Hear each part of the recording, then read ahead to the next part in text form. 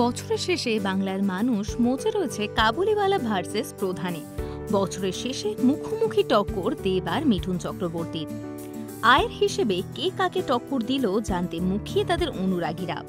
Box অফিসের report বলছে 31শে December আর 1 জানুয়ারি এই দুদিনে হিসেব বাজিমাত করেছে প্রধানের। গত কয়েক বছরে একের পর এক হিট দিয়েছে সবার প্রিয় দেব। সেই তালিকায় রয়েছে প্রজাপতি আর টনিকের মতন সিনেমা।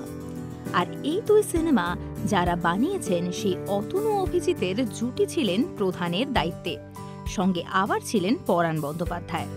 তাই প্রধান নিয়ে আত্মবিশ্বাসী ছিলেন দেবের ভক্তরা। সঙ্গে আবার ছোট পর্দার জনপ্রিয় নায়িকা মিঠাই উর্ফে সৌমিত্রিষা কুণ্ডু এই সিনেমা দিয়েই ডেবিউ করলেন বড় পর্দায়। সব মিলিয়ে ঘোষণা হওয়ার পর থেকেই চর্চায় ছিল প্রধান। অন্যদিকে কাবুলিওয়ালা দিয়ে অনেকদিন পর SVF এর সঙ্গে কাজ করলেন মিঠুন চক্রবর্তী। রবীন্দ্রনাথ ঠাকুরের এই গল্প নিয়ে এর আগেও হয়েছে সিনেমা, তবে দেখা যায় ট্রেলার বেরোনোর পরেই রেহমত অর্থাৎ কাবুলিওয়ালার চরিত্রে মিঠুন চক্রবর্তী এবং মিনির চরিত্রে অনুমেঘা কেড়ে নিয়েছে সকলের মন।